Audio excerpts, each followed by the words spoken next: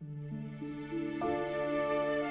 slow passage of time on objects exposes these to all kinds of aggression. External agents and human activity act on them, damaging them, wearing them out, rusting them, rotting them. Water, fire, insects, and microorganisms are together with man their fiercest enemies. What makes man different from the other forces is that they are the only ones who can stop or hold back the process which, without their intervention, would be irreversible. Scientific interest in art conservation has developed over the last century based on science and technology. The main criterion is that nothing that is external or foreign to the piece should be added. In those cases where it is essential to transgress this general principle, two requirements should be rigorously met. Whatever has been added should be clearly appreciated, and it should also be possible to remove it without this jeopardizing the integrity of the whole. Moreover, in many cases, it is necessary for the piece of work to recover its function and arrangement. These requirements are the result of the experience accumulated by curators who have learnt that a piece of work is never definitively restored. Technical advances occur very quickly, and respect for what could be done in the future makes restorers work cautiously so that their current intervention does not obstruct future restorations.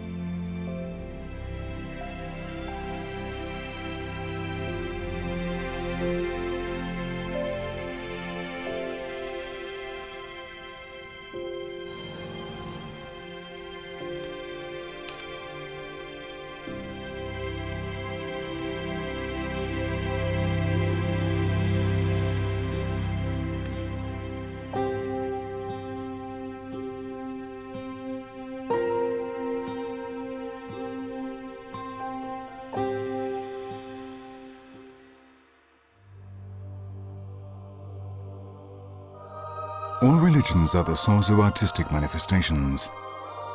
Gods and demons of all classes have arisen and been forgotten over the course of time, and been represented in aspects that are sometimes terrible and sometimes beautiful. In these artistic manifestations, humans have made use of the most varied elements. Symbols that come down through the centuries and which are repeated in places far from each other in time and space. Abstract forms such as this mysterious Polynesian funerary piece whose ultimate meaning is unknown, or this oriental idol that represents the god Atis. The relationship of man with the divine has been the origin of all kinds of objects, structures, arrangements, and monuments. Coincidences that are often surprising take place when cult symbols are compared. The pre-Columbian indigenous Quimbaya, who cast these pieces of gold, put a scepter topped by a spiral in the hand of their great priest. This piece is greatly reminiscent of those carried by those other great priests, the Catholic bishops, completely unknown to the Quimbaya.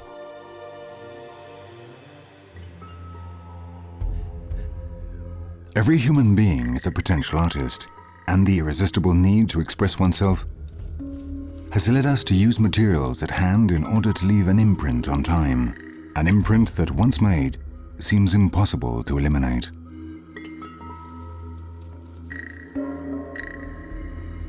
The materials are those provided by nature in every period and place.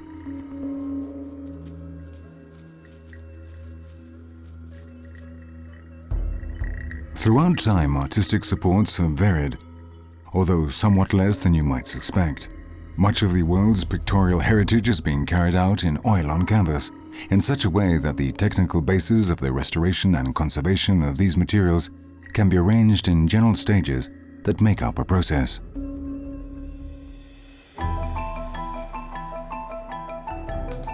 This piece is being worked on at the Spanish Cultural Heritage Institute.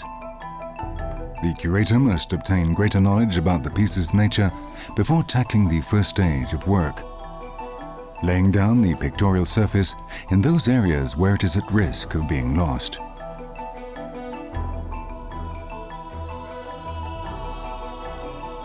Japanese paper impregnated with a special glue is used, and the curator also applies gentle heat locally.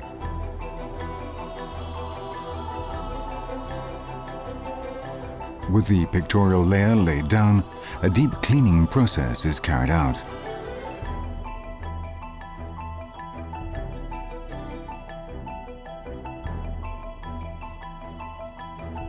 First, a number of cleaning tests are carried out along the width of the picture's surface to evaluate the level of intervention required.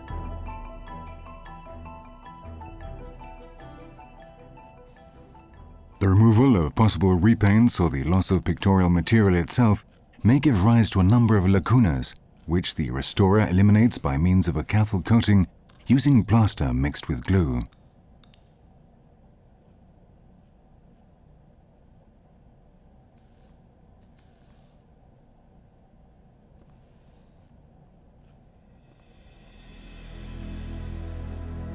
With the layer of plaster leveled, an ideal paste is prepared for the application of watercolor which will mask the fault. In this way, a deliberate optical confusion is produced by the application of hatching and stippling techniques. The restorer traces a series of fine lines with the intention of confusing the spectator's eye chromatically. From a distance, intervention will not be perceived, although, like the stippling, it is quite clear when the picture is observed from close up. The restorer does not invent what is missing, but only masks it, so that the work is not affected when it is contemplated. This meets two fundamental rules: to ensure the intervention is reversible and to make sure what has been done is clear. When the watercolor has dried, the work is varnished again to guarantee that it is protected. Sometimes, due to the deterioration of the canvas support, it must be completely relined. It is necessary to know first where the work is to be hung after restoration, since it is crucial to know the dampness or dryness conditions of the hall when choosing materials and the tension of the new lining.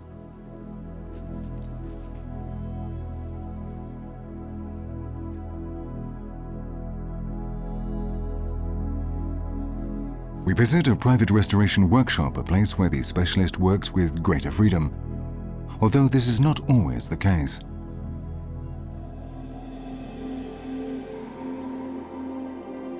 The type of intervention is the same as that carried out when dealing with a work belonging to an institution.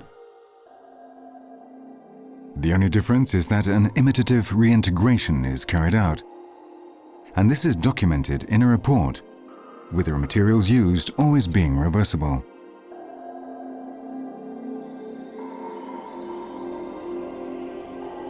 The guarantee that the work meets the general rules of artistic conservation is nothing other than the restorer's professional conscience.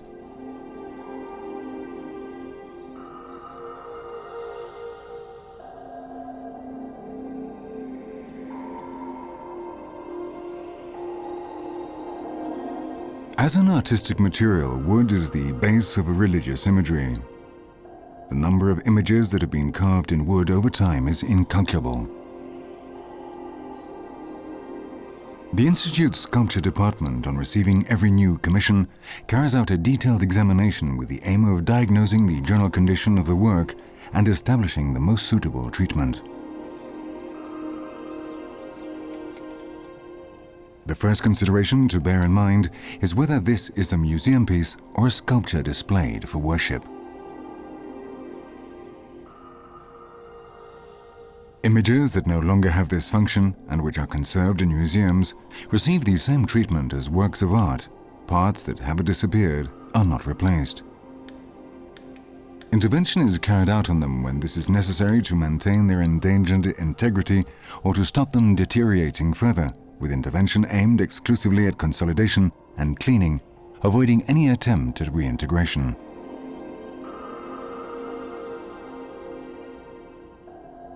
On the other hand, images for worship must be complete, and so the restorer feels free to imitate and to add any missing parts or any which are damaged, with the condition that the interventions are reversible.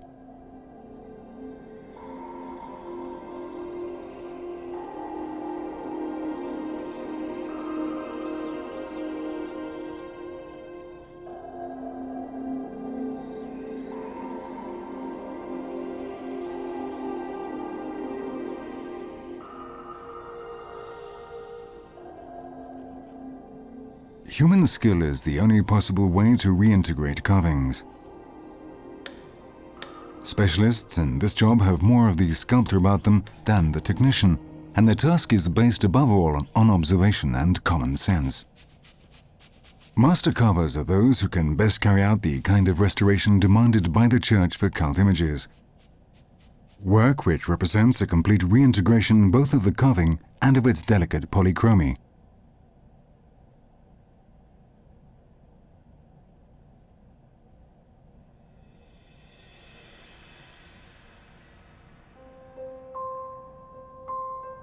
Stone has traditionally been one of the materials most used by man in his struggle against oblivion. From granite to alabaster, from limestone to basalt, sculptors have filled the world with their works. This Renaissance piece, which represents Peter of Castile in prayer, is being restored in the same room of the National Archaeological Museum in Madrid, where it is displayed to the public.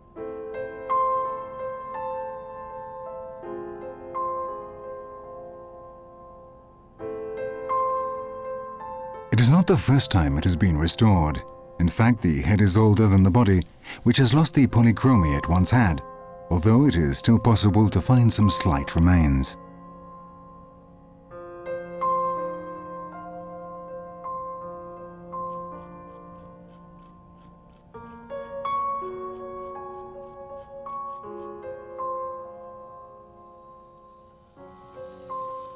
The work is cleaned and a reintegration process is carried out with synthetic resin, this being done in a way that is similar to hatching in pictorial restoration.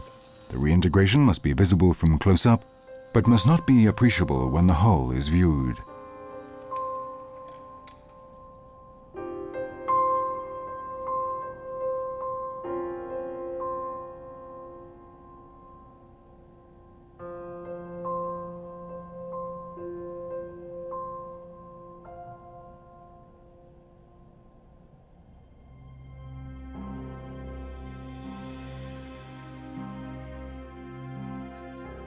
The partial deterioration of large and impressive marble pieces often requires major reintegration.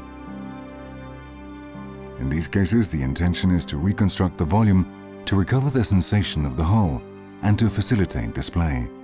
The reintegrated parts are easily detected.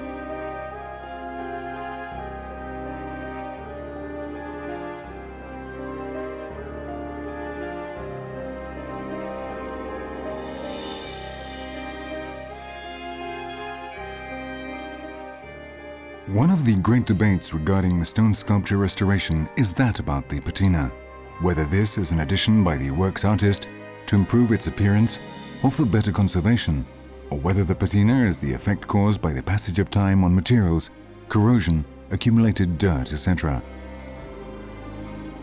From the point of view of the restoration, normally intervention is done on this patina created by the passage of time. There is no single criterion when deciding how much intervention is to be done. There are those who support aggressive intervention, a thorough cleaning of the material, and those with more conservative criteria, who do a superficial cleaning, conserving the patina as long as it is stable and is not causing problems, thus maintaining the idea of an ancient piece.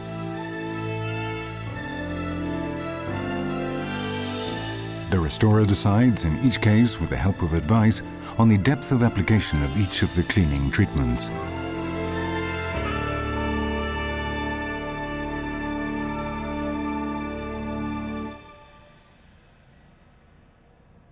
Gold is a material much appreciated by religions.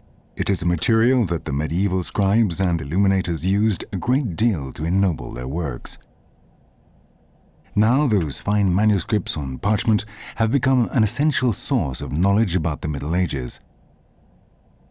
Their restoration and conservation is carried out at the Cultural Heritage Institute.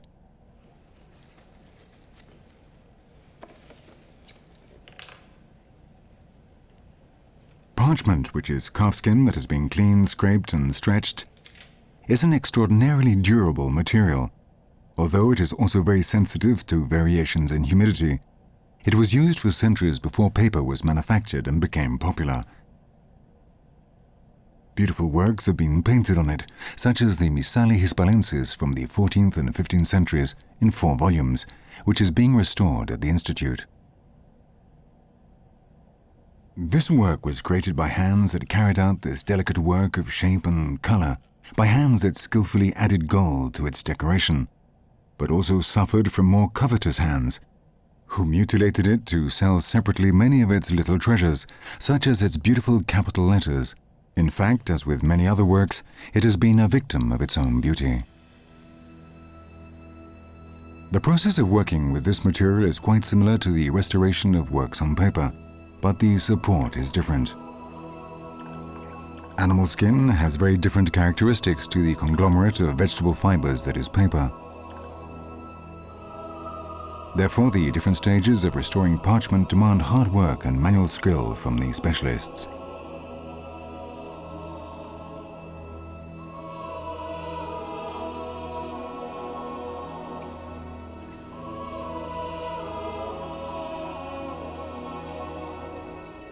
The reintegration of lost materials must be done using patterns based on what is missing, whose edges are trimmed down to the level of the damaged original's edges, which have also been trimmed. The final aim is to recover the book's function, re-establishing its original structure.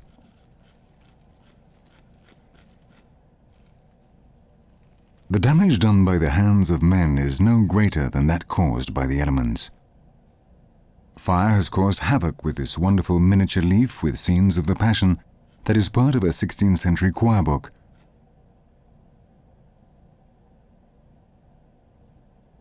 However, what remains is beautiful enough to merit the consolidation work that its curator carefully carries out.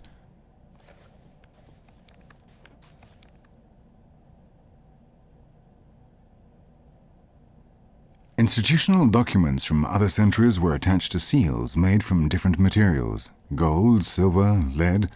These seals now have great historical value and are subject to restoration work.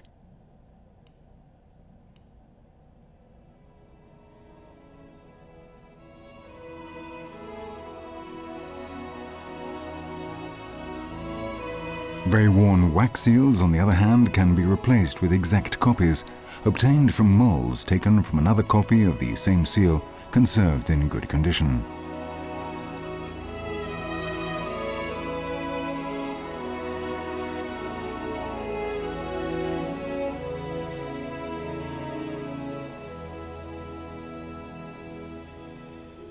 This shapeless and almost unidentifiable mass is a valuable manuscript that was rescued from a barricade during the Spanish Civil War, after having suffered all kinds of brutal attacks. Even though it seemed an impossible task, the Institute's Books and Manuscripts Service set about recovering it. Of course, there was no way of replacing the lost parts, but at least the piece can be given back its good condition, and the conserved parts can be stabilized. Books and manuscripts hold an important part of our collective memory. From the material point of view, a book is nothing other than a folded surface. It is necessary to bear this in mind to understand the magnitude of the task that faces the restorer. The pieces that reach the department have been victims of very different misfortunes. Perhaps recovered from fires or floods, devoured by insects, colonized by fungi, or attacked by microbes. Without the detailed and patient work of this team, it would be necessary to give them up as irrecoverable. The criteria that are followed are absolute respect for the piece's originality, whoever created it, its original structure, and of course for its own history. In the case of books, the recovery process begins with the unbinding and numbering of the pages, which allows each of them to be handed individually. The subject of the work is reduced in this way to a support, paper, to which one of a number of liquid pigments in the form of inks were applied.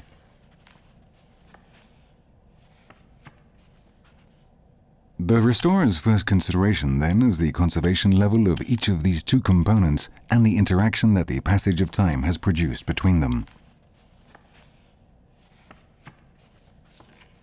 The stability of the inks determines whether the documents can be washed or whether dry treatment is necessary. In the first case, they are washed and dried before the second stage of the process occurs, the mechanical reintegration of the paper when it has suffered losses due to the action of external agents. It is necessary firstly to determine the characteristics of the paper to be used to fill in the losses in the original. Faithful to the criterion of making the restoration evident, the idea is to replace them with a material that is not identical, but nonetheless similar. First, a paste of paper pulp with similar characteristics to the original is made, and then mixed in the right proportion with already pigmented papers until the exact tone is achieved.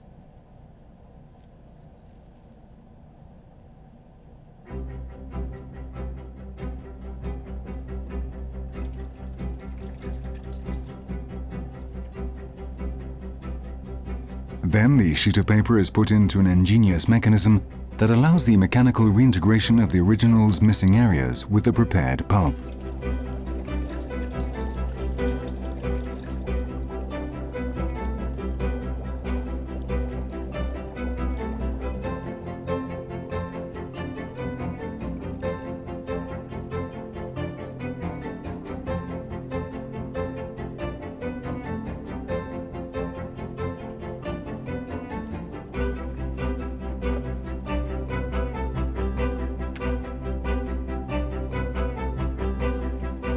When each and every one of the pages that make up the book have been treated in this way, sometimes a special laminate is added to increase the strength of the ensemble, and the leaves are put together and rebound, giving the book back its functional nature.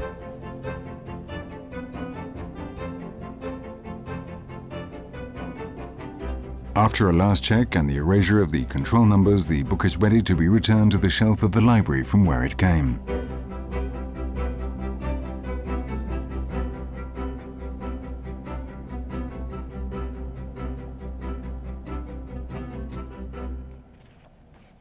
The Institute sometimes receives unusual materials, such as this anatomy textbook drawn by the Nobel laureate in medicine, Santiago Ramón y Cajal, for the classes that he gave at Zaragoza University.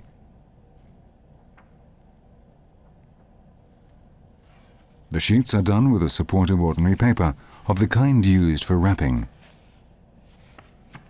The material is colored wax, and so washing it is not even considered.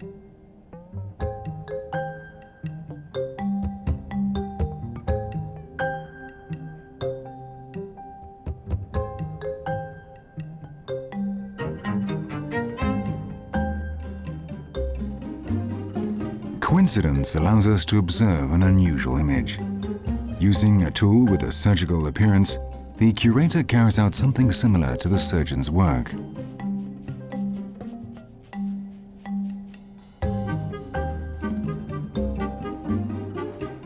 However, what he does is to separate a fragment of the sheet in order to restructure the back, removing the old pastes that caused wrinkles and tension, stopping the piece from relaxing.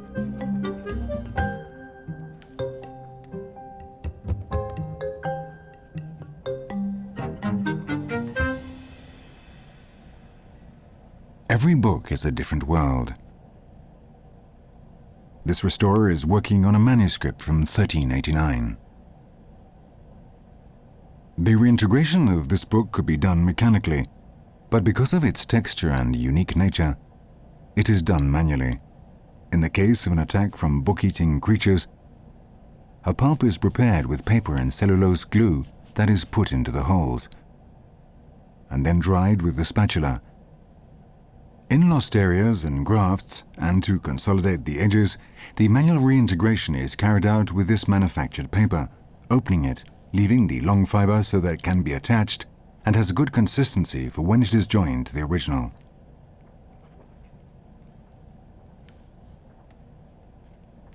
However, the greatest peculiarity about this book is its content. This is a non-holograph manuscript of the Book of Good Love, written by Juan Ruiz, Archpriest of Ita. The restorer holds one of the greatest monuments of Spanish medieval literature.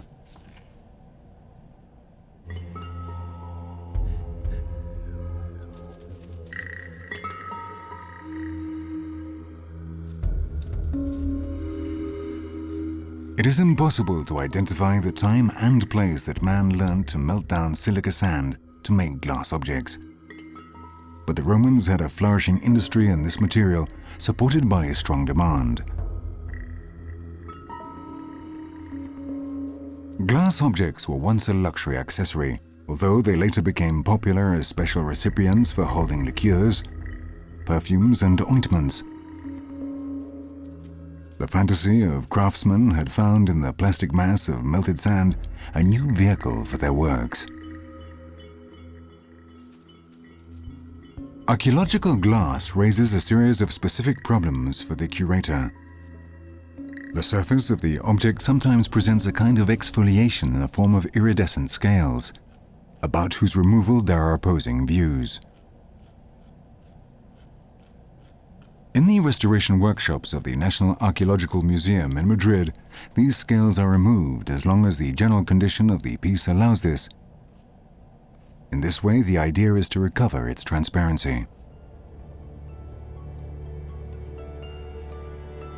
It seems impossible that these delicate bottles and containers have stayed intact for 2 millennia. But we should not forget that glass is a very hard material. Its passive resistance to time is great because it is a material that does not combine with other elements in nature.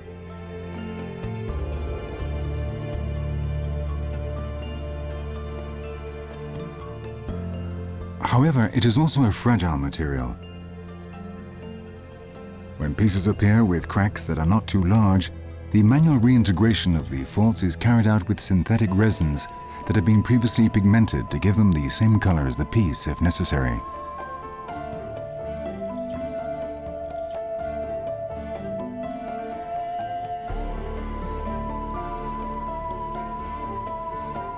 The integration is carried out using a wax mold as a base, and this is then given the finishing touch.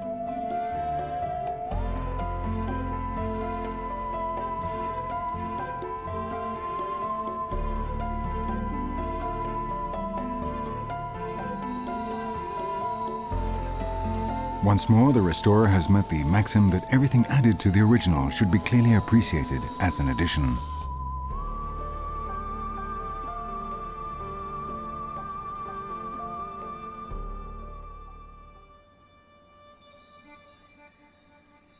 The first synthetic resins used were less stable than current ones. The reintegrated parts on this piece restored years ago have shrunk, endangering its integrity.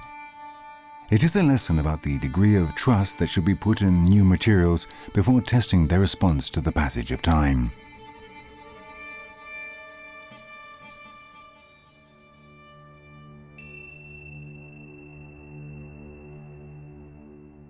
The curators of the American Museum in Madrid face the difficulty of attending to very different pieces, complementary in some ways to those on display at the National Archaeological Museum, which are no less heterogeneous.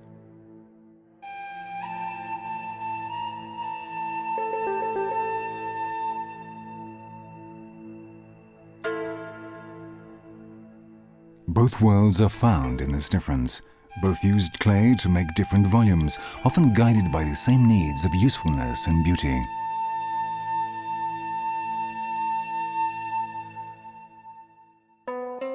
This is how the Greeks did it.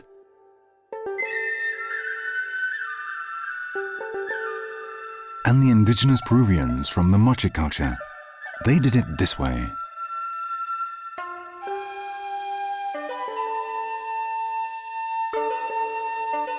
Among the moche of Peru, the potters were always women. They only had the sacred task of modeling these funerary containers that have been found in graves, or huacas.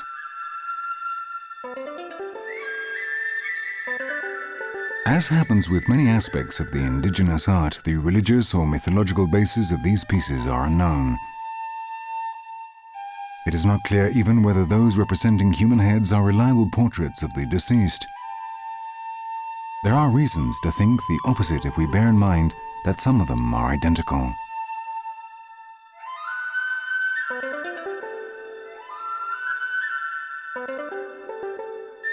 At the Archaeological Museum Ceramic Restoration Workshop, Work is done on very extensive remains that make up a select collection of the pieces found in Spain over the centuries. Some of them are found in such a fragmented state that it is necessary to first carry out delicate reconstruction work that is a lot like a puzzle.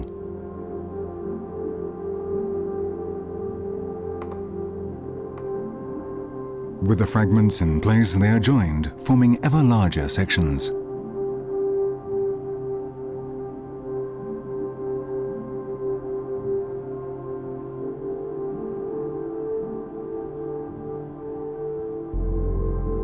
When all of them are together, it is clear what parts have been lost, and these missing areas can be reintegrated.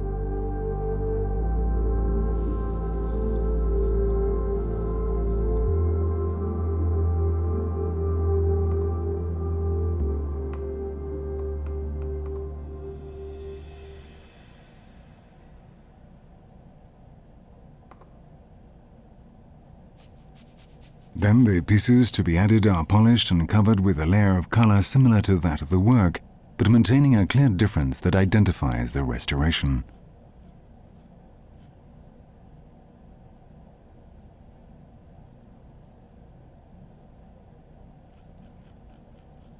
Ceramics in very different states reach the museum.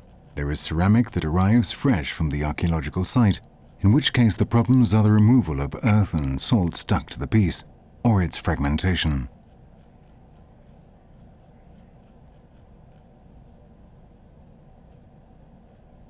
The mineral salts, which can sometimes completely cover the original decoration, must be identified using reagents before they are removed.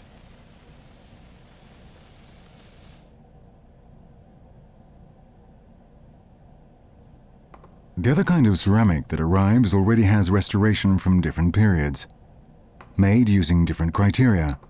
Simple restorations using simple glues that fit within the current lines of the restoration, and very complete phases of reintegration that even cover the original piece in order to pretend that it has never been in a fragmented state, because sometimes the integrity of the piece was prized more than the piece's value.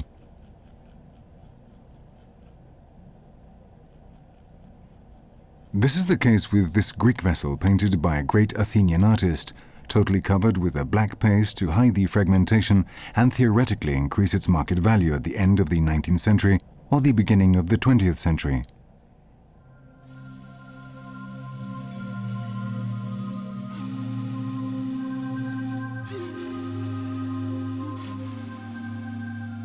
Clay was one of the first materials used by humans to meet their needs and to express their beliefs. This piece, unique in its genre, is a Celto-Iberian necklace made of ceramic, to which its discoverer wanted to associate profound cosmological content. According to him, it was a kind of representation of the world.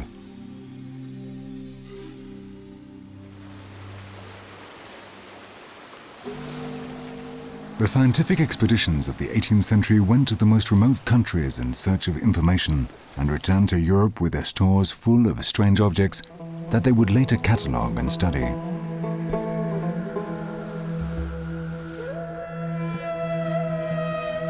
These were objects that arrived from lands whose cultures were unknown and which, without any context, would be as difficult to interpret as if they came from another planet.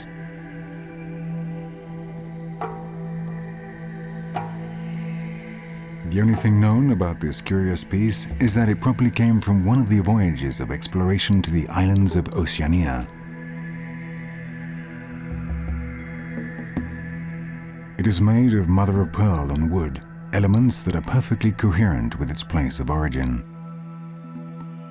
Fortunately, old prints still survive from which it is possible to know something more. This illustration from the voyages of Captain Cook shows a scene of the funerary rites of the Pacific Islands. The body appears on a platform, tupapu, and in front of it there is a person with a similar piece.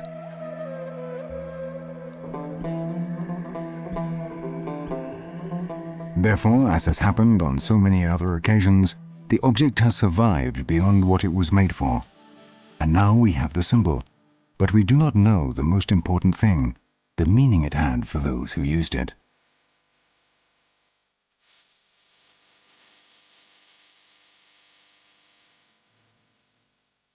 example of restoration of a whole is that of this unusual votive or ritual piece found in Piquillazca, 20 kilometers from Cuzco in Peru. We know nothing about the ultimate meaning of this curious structure. Each of its 40 figures is different from the others, but it also has elements of the others. They are carved in turquoise, and some have seen in it the representation of a founding rite, where the different powers of a mysterious pre-Inca society are shown. In this world, everything is restored. Even the world is restored. In the 17th century, the first representations of the planet became popular both for educational purposes and to adorn the studies of the learned and enlightened people. These 17th century globes are being restored at the National Archaeological Museum, although they were restored more than 100 years ago. This Earth pairs up with another showing a map of the heavens, with the main zodiacal and circumpolar constellations being very easy to recognize. The spheres are made of wood or card, with a representation of the world painted or printed on paper attached. The pieces are mounted on a support and supported by a horizontal band showing the degrees of longitude. The use of these objects has contributed more to damaging them than any other factor.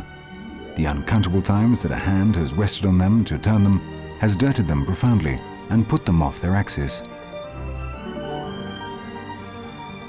The intervention has been limited to a surface cleaning, the removal of repaint, and then the application of a protective layer. This astrolabe, restored in the Department of Books and Documents at the Cultural Heritage Institute, is an extremely interesting piece.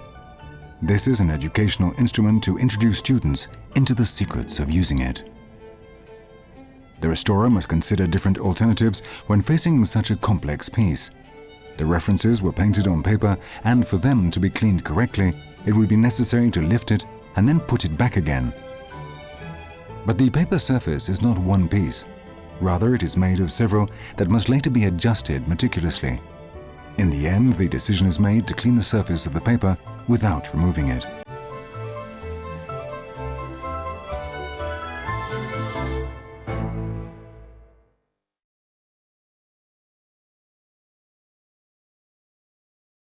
The metallurgical techniques of the New World have surprising aspects, as shown by the collection of gold figures from the Quimbaya culture at the American Museum, which have revealed some of these aspects.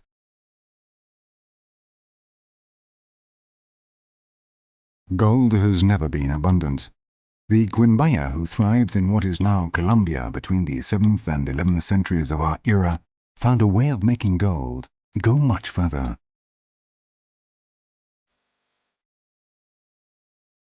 Their funerary figures seem to have been recently removed from a metal polisher. The appearance could not be more dazzling. However, all that glitters is not gold. The Quimbaya understood the techniques of metallurgy very well, and they developed a technique called tumbaga. It was the treatment of a plating with a very low gold content, 8 or 10%, which, treated with vegetable acids, urine, and then fire, corroded and eliminated the non-precious metals, leaving the surface covered in the precious metal. With a final polish, they obtained a surface that was completely golden, as if the piece were made of solid gold.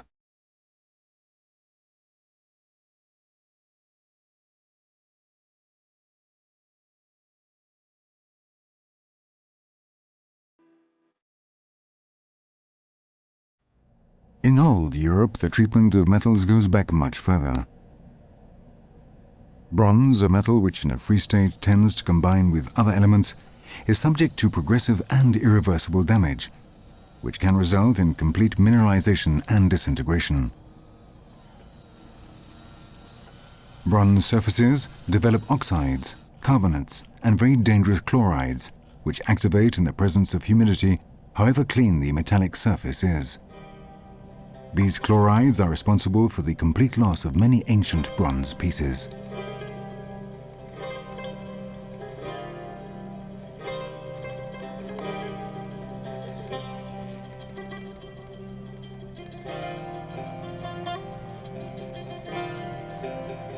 Often, the statues require major intervention to show the fragments remaining from the whole in a coherent way. It is necessary to reconstitute large areas that have disappeared to hold the original remains. In these cases, the reintegrated parts should be particularly clear, and they must fulfill the function of being mere structural supports.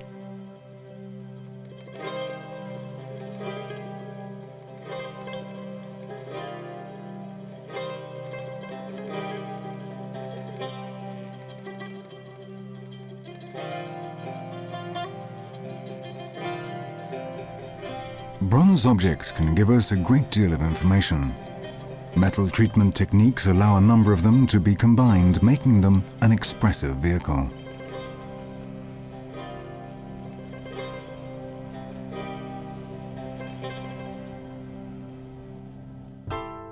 This sculpture represents the Oriental god Atis, and it was perhaps brought to Spain by Roman legionaries.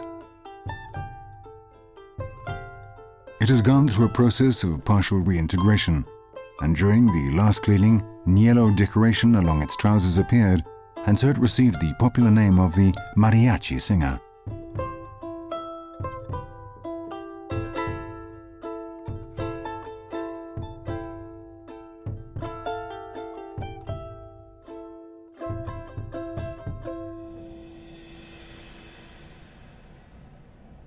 In terms of iron, a raw material for tools and especially weapons, its main enemy is rust, which triggers the same process in iron as chlorine does in bronze. Unfortunately, the processes by which iron mineralizes are much more active, and so the archaeological discovery of iron usually supplies little information.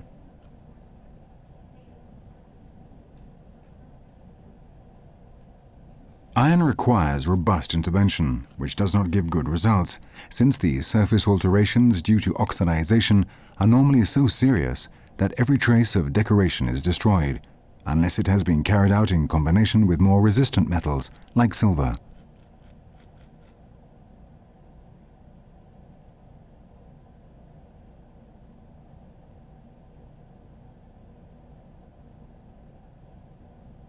Regarding archaeological iron objects, we should learn to be content to have an approximate idea of its exterior shape.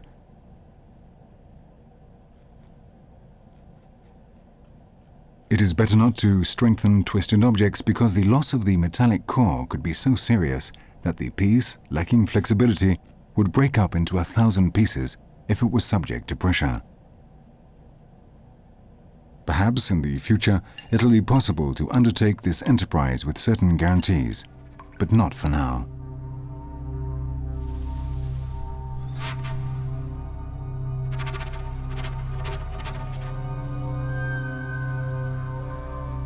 Compared with the treatment of metals, the conservation of especially delicate materials such as feathers demands very different criteria.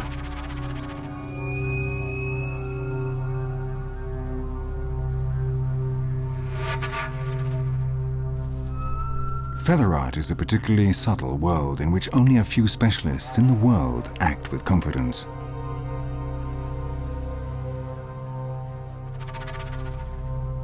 Were those merely whims, those combinations of color and shape that make up these headdresses, those sometimes beautiful and sometimes disconcerting adornments? Or perhaps their selection and combination was part of a mysterious language, an accumulation of esoteric references that only the initiated could interpret. In any case, the feather art curator's task demands the same respect for the original piece as any other.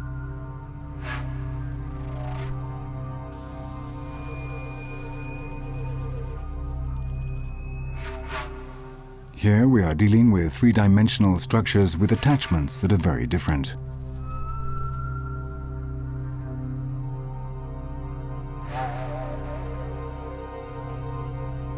Joined together with frames, tar or vegetable fibers, most of these pieces are very old. Some have been discarded in drawers in studies and storerooms for centuries. Their current state shows that behind an apparent fragility, they hide an impressive power to survive.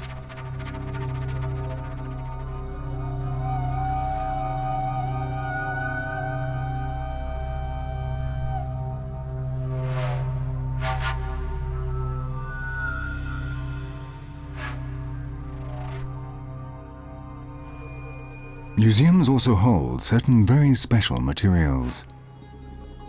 Materials that curators limit themselves to attempting to keep intact for fear that they disintegrate in their hands.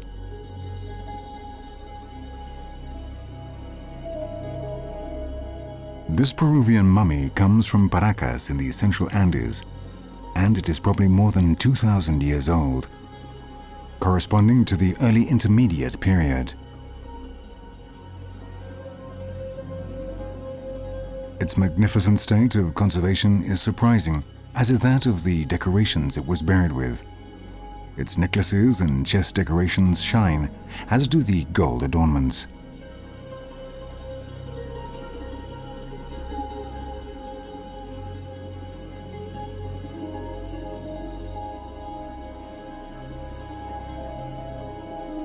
The mantle is very rich, and it is adorned with symbolic and geometric motifs whose meaning has been lost to us.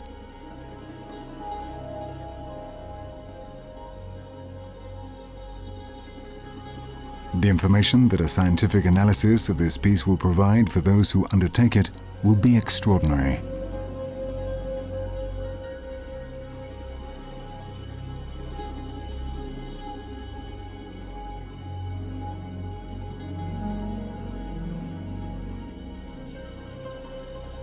Together with the mummy, a bag with an interesting trousseau appeared, and so it is suspected that this was a person with a connection to the work of spinning and fabrics.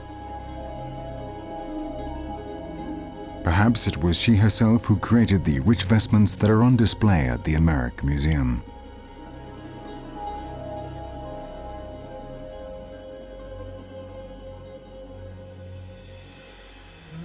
One of the most unusual pieces to be restored is this human head, shrunken by the Jibaro Indians. This peculiarity of the tribe was a kind of security system. The intruder would have to think twice before invading Jibaro territory. The head is empty inside, and its state of conservation is excellent. The Jibaros made work that lasted. Another head removed from its body, that of Medusa, whose gaze, according to myth, turned to stone anyone who met it. Now it is she who is converted into stone, in the thousands of small stones and tesserae that make up this Roman mosaic exhibited at the National Archaeological Museum. Mosaics do not normally appear complete. Their integrity depends on the conservation of all their pieces and on the firmness of the support they are attached to. When some go missing, their neighbors notice and tend to loosen and come off, and so the lost surface gets larger and larger.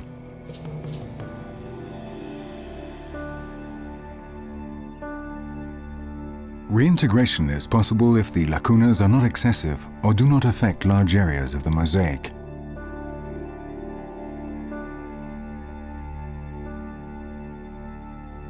In other cases, any possible reintegration is rejected since the information has been lost forever.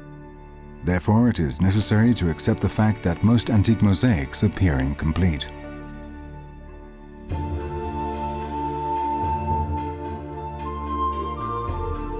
In the Americas, the mosaics were made of feathers. The Christianized indigenous inhabitants learned to use this feather art, using this delicate labor to represent religious iconography.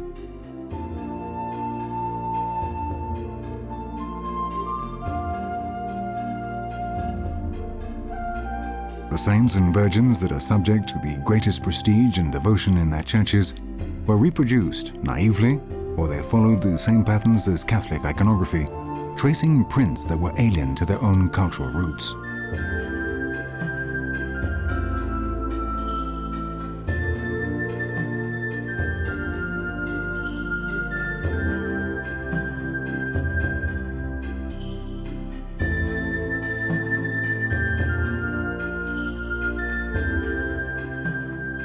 Work was also done in the Americas on mother-of-pearl mosaics, in which the inlay of this material was alternated with paint. The skill of this delicate work is surprising, and it was used to represent all kinds of sacred scenes, images, and miracles, but also heroic scenes from the history of the conquest.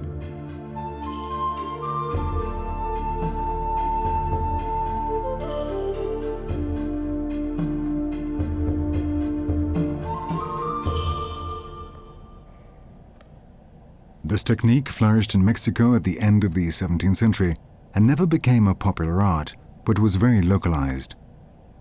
The best collection is conserved in the stores of Madrid's America Museum.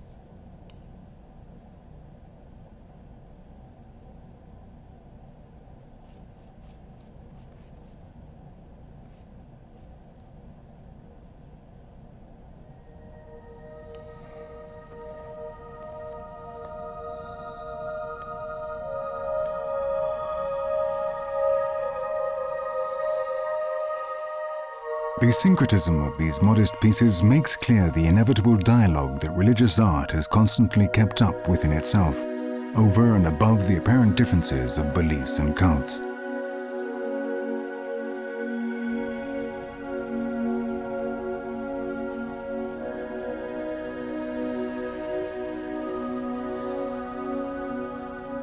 The love of art drives us to conservation.